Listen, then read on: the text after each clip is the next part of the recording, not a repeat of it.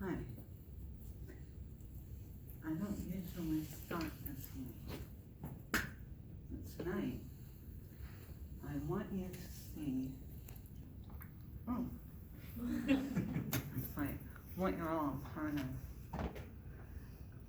My voice like this, I couldn't talk to you for 45 minutes, ever.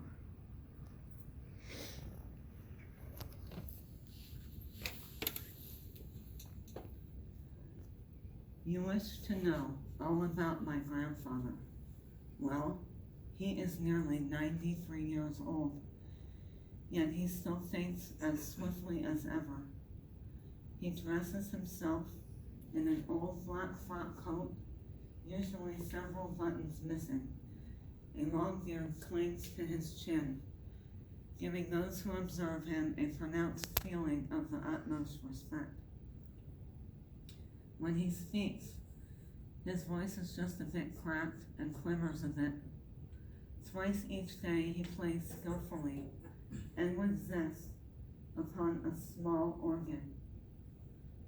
Except in the winter, when the snow or ice prevents, he slowly takes a short walk in the open air each day. We have often urged him to walk more and smoke less, but he always answers, banana oil. Grandfather likes to be modern in his language.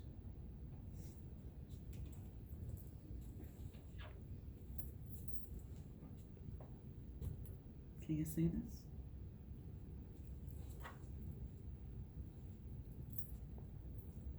this? Grandfather passage. You wish to know all about my grandfather. Well, he is nearly 93 years old, yet he still thinks as swiftly as ever. He dresses himself in an old black frock coat, usually several buttons missing. A long beard clings to his chin, giving those who observe him a profound feeling of the utmost respect. When he speaks, his voice is just a bit cracked and quivers a bit. Twice each day he plays skillfully and with zest upon a small organ. Except in the winter, when the snow or ice prevents, he slowly takes a short walk in the open air each day. We have often urged him to walk more and smoke less. Banana oil. Grandfather likes to be modern in his language.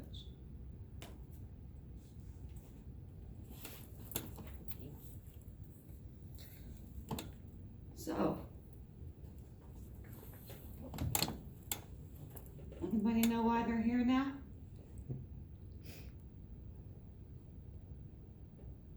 My life was changed by that device, but I didn't get help until I was 17. So I went all through my formative years with the bullying and the being made fun of and all the stuff that like makes sense when there's something different from other people, right? But guess what? We all go through it, don't we? Is there one person in here that can say they've never been bullied? Raise your hand. Hi. Imagine that. Now you all know that everybody you're looking at is just like you. And I'm no different. I've had obstacles to overcome in my life that have had to do with medical stuff. I was diagnosed with Myasthenia Gravis at 7 years old because my eyes were droopy, my face wasn't working right, and my speech was slurred. Very rare disease. Went undiagnosed, but treated for about 20 years before I got a definitive diagnosis. I could tell you all about MG, but I'm gonna try to focus on how it impacts y'all. And how it affects me is it is a neuromuscular disease that repetitive use of a muscle fatigues it. So no amount of exercise is going to improve the strength. The reason this happens, here's your nerve, here's your muscle. On the muscle you have receptors. These are my words, not your words. okay? You all need to know the medical terms, I don't. Okay? Nerve muscle receptors. The nerve sends the acetylcholine to the receptors to receive the signal from the brain, the nervous system, saying, this is what I want you to do. My immune system attacks these receptors. So, if they're not there, they're damaged or missing, the signal can be sent but not received. So therein lies the problem. Can I tell you how many people told me I should exercise more? What happens for somebody with an autoimmune neuromuscular disease is repetitive use of the muscles can overly fatigue them, thus the muscle no longer functions. So you could be walking and fall.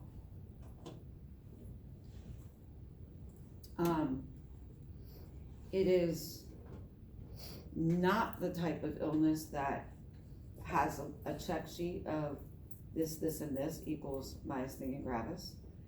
Very hard to diagnose, very elusive. I will tell you, as far as the speech part of it, I was lucky because I grew up in Reading, Pennsylvania, and an amazing clinic was in Lancaster called the Lancaster Cleft Palate Clinic. Anybody ever heard of it? If you're interested in this field, you might want to look it up. Dr. Mazaheri has been visited from people all over the world. He was, now, let me just tell you, do you have any idea how old I am? So when I was diagnosed, let's see, 1974, I was diagnosed with myasthenia gravis. I'll be 53 in May. So this disease wasn't even taught at medical school then, which has allowed me to have to educate myself along the way. So back to Lancaster Cleft Palate Clinic. He designed this device just for me. What the disease caused was my palate not to function. So when you talk, your palate is to close off the air. When you say certain sounds, you all know this. But if it's not working, the air rushes through my nose. The surgical options would have been to close it off completely, and then I would talk like this for the rest of my life. And I was like, I don't want to do that. So he began manufacturing this device that took about 1.5 years, because we have to do impressions, then you have to elongate the piece to the back, and little by little add to that bulbar piece. A little at a time gets added to this.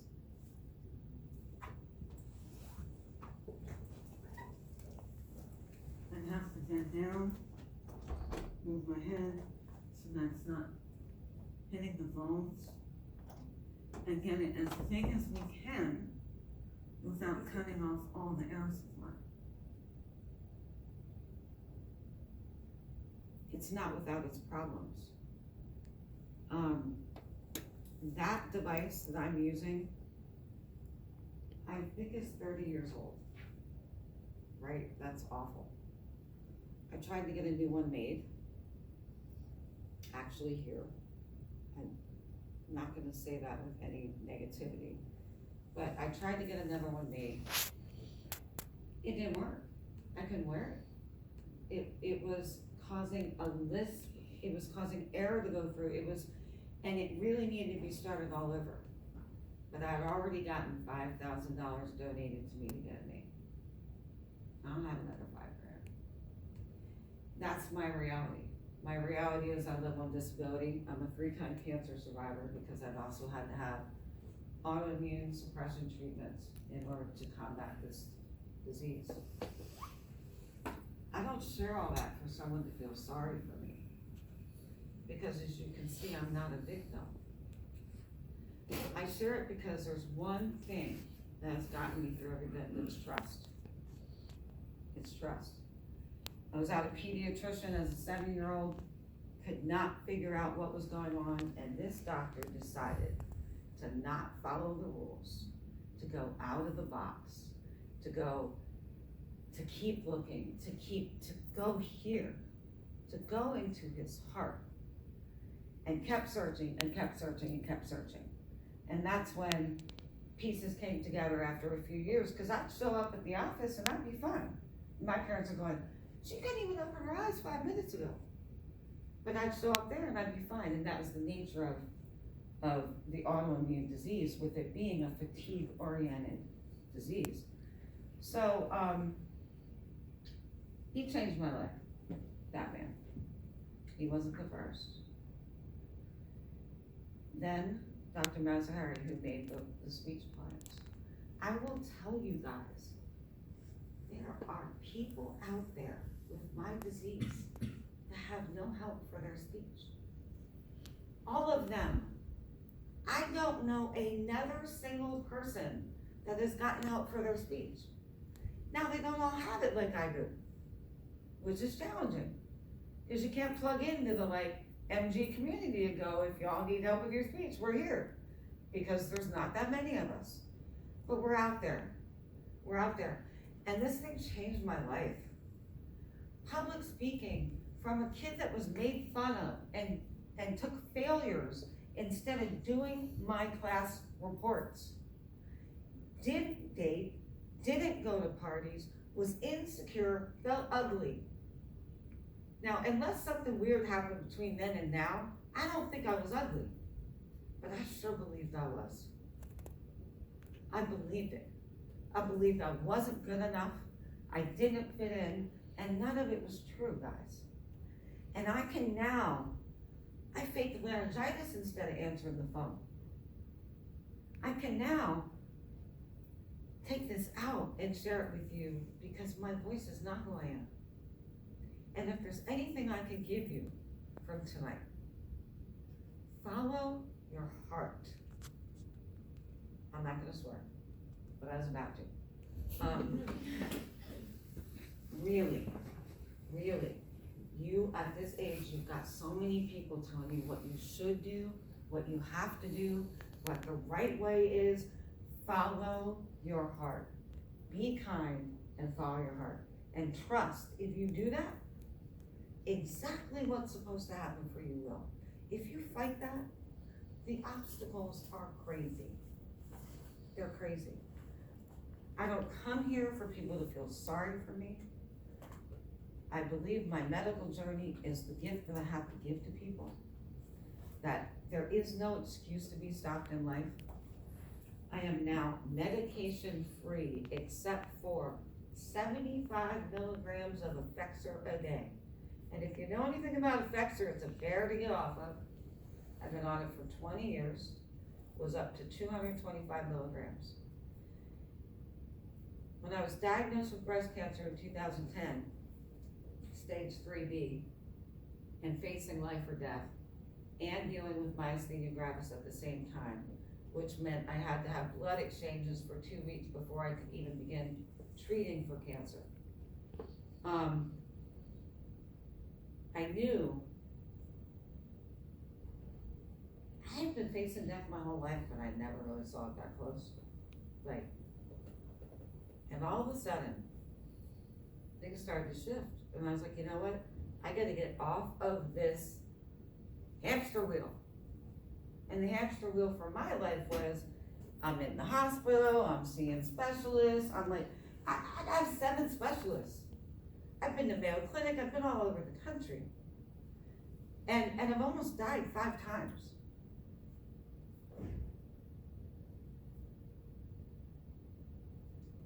Dr. Jackson and I were just talking about this.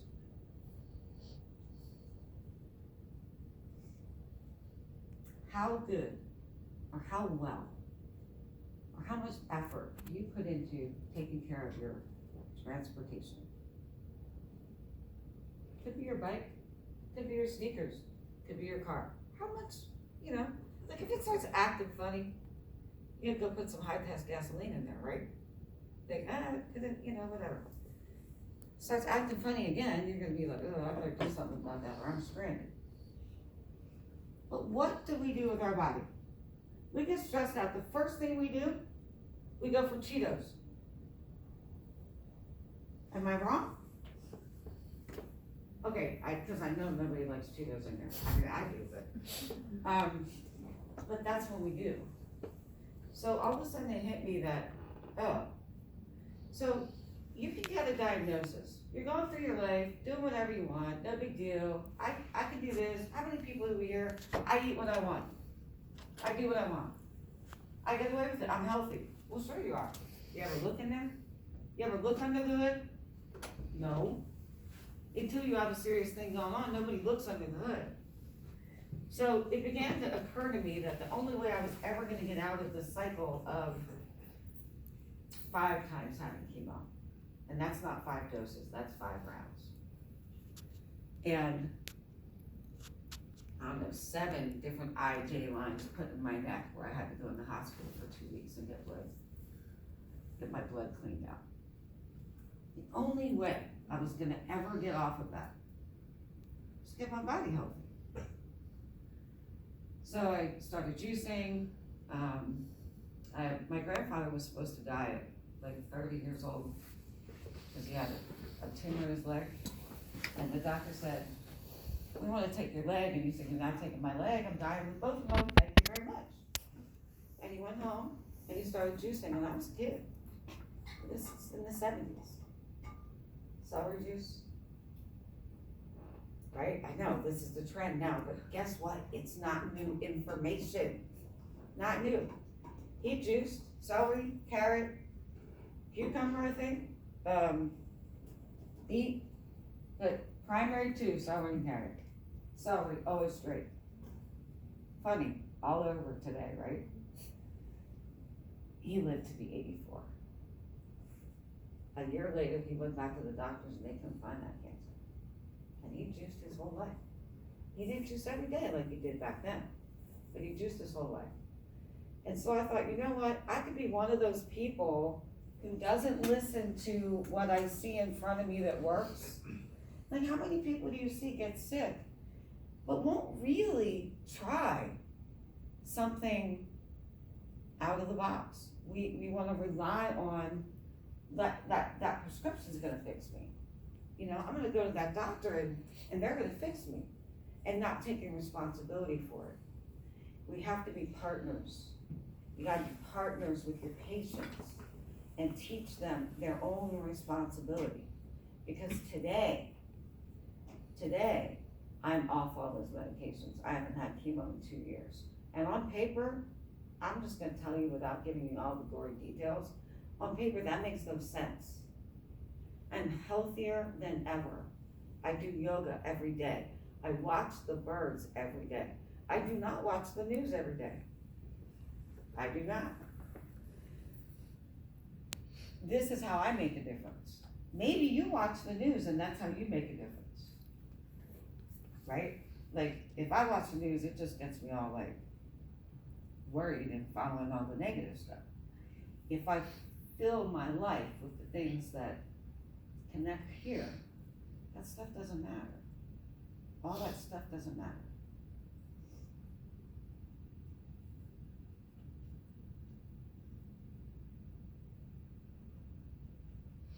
I feel so blessed that I get to come here. You know, I feel awful that I get a $20 gas card. But the truth is, I live on disability, so I'm not extra. So the gas money to get here, that's all I need. I don't need more than that. I need the look in your eyes right now. The look that tells me I reached something in there that's beyond the degree. That you'll follow what's true for you and make a difference. Because like we're all counting on you guys, for real. And by the way,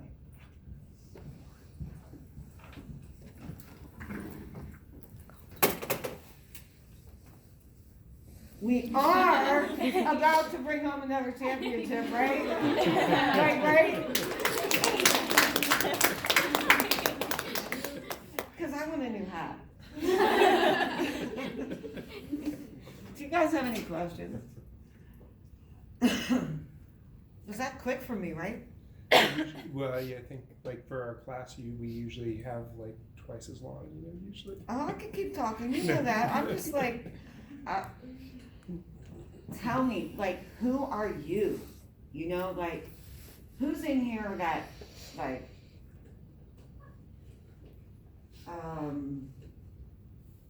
knows where they're headed with the whole speech thing and there's a reason?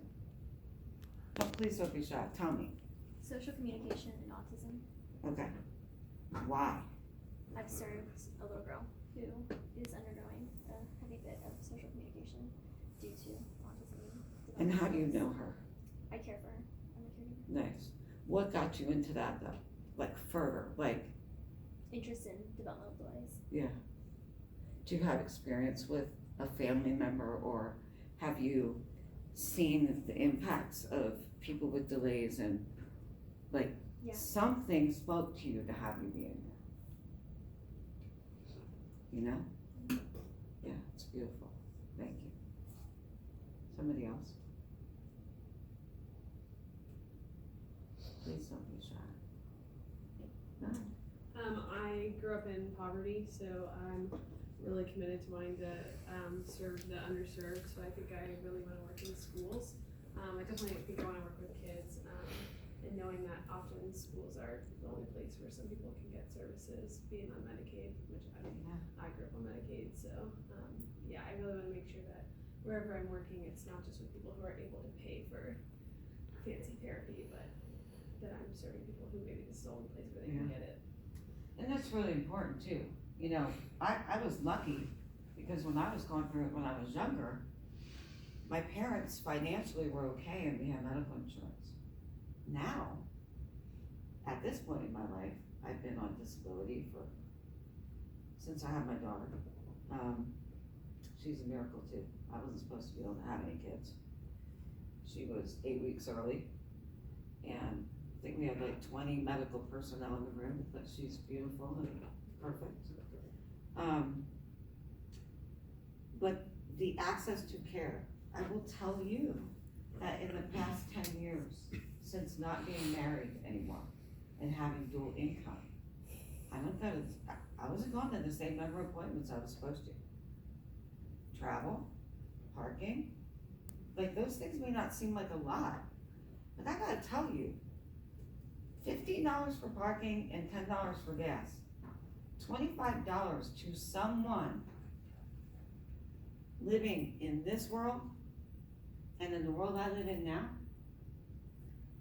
that's my food money for the last week of the month. And I will do without it. Like, I'll eat canned beans. You know, I've had everything. I've grown up at a country club. I watched my father go from cleaning oil burners to being part owner of a country club. So I've experienced all of it. Most eye-opening in the past 10 years, since I've had to try to allow the system to help me that I contributed to as a business owner, that I contributed to for many, many years. They don't tell you when you get sick that your Social Security disability is based on your prior 10 years income. There was a point in my career where I was making $5,000 to $7,000 a month. But I didn't want to be disabled. So I stopped working so hard. I had a baby. I didn't apply for disability. I was married. Why would I? You know, I don't want that label. Do I look disabled? Yeah, inside, but y'all can't see that, so I'm gonna fake it as long as I can. And guess what? That's the worst thing I could have done, because now I live on $1,000 a month. So like, those are the things nobody tells you. And today, I rested all day to come here tonight. I rested yesterday to come here tonight. And I'll rest tomorrow. Because I've learned to manage what is my life. I don't feel bad about it. My friends know, if I don't show up, it is because my body just decided that was not happening, and I've learned to listen to it. If I'm tired, I sleep. If I need to rest, I rest. Listen to it. Because I guarantee you, when you're pushing all night with that paper you got due, and you're going, I gotta rest, like it's not coming, you take that rest, and then you come back, and it's right there. I know it doesn't feel like it in the moment. I know I lost my train. Somebody else, question. Like, what do you want to know? What's helpful to you? Go ahead. How often have you gotten to interact with other people who also have your condition? A lot. Before the internet, well, before it is like it is now, we had like email strings, and Facebook has been a miracle. So I have friends all over the world, and sadly, they die of this disease. Looking just like me, with a family, with kids, go to sleep and don't wake up. Because the biggest thing that my disease compromises is breathing. And if you notice, I'm a bit careful about my words right now, as far as the disease. Because I believe, and I know without a shadow of a doubt, what we put out there, we create. What we believe in with passion, we create. Prove me wrong. Get up on a Monday morning and go, oh, it's Monday. Oh, it's Monday, right? How's your day going? Shitty, right? Right? I guarantee you, you get up on a Monday morning and you go, oh, it's fucking Monday. I got damn, I almost made it the whole time. I almost made it the whole time. Beep, beep, beep, beep. Okay. Yeah, but we do that, right? We do that. We do that about a lot of things. We do that when we're driving. We do that with what we think other people are doing. With, oh, that person looked at me, oh, she must be PMSing today. You have no idea what's going on with her. Stop fooling yourself. You have no idea what's going on with another person. If they cut you off, instead of thinking they're being an asshole, just maybe play a game that is, maybe there's a bee flying around in the car and they're allergic. Okay? Play a different game with yourself. Don't let life be so heavy by the choices you make about how you deal with it. Is your glass half full or half empty? I'm telling you, I could give you a list to complain about right now, a mile long. And I bet you have that list too, don't you? You got a couple things on there. And you got one? And you got one? Boy, we would be a fun group, wouldn't we? If we all just like started dumping all that crap out there. Well, in 2015, I almost died. Like spent 8 weeks in the hospital, came out, then had 4 weeks of chemo, and said, you know what, this shit sucks. I took a one-way ticket to the Caribbean in the beginning of 2016. And I really thought it was because I was deciding I was gonna live, but it wasn't until I got there that I realized I was deciding if I wanted to or not. Like really. The way this is going right now, this medical stuff, like this not being able to breathe, and how do I want to how do I want to do this? But I didn't know that. I didn't know if it was a midlife crisis or a spiritual awakening, but I lived there for a year, and it was amazing. And I did it on disability, so it was not a vacation. I did not go scuba diving. I did swim with some pretty cool critters, but that was natural. It was not like there. And there's one thing that impacted me more than anything else. No one that lives on the islands complains about their life, ever.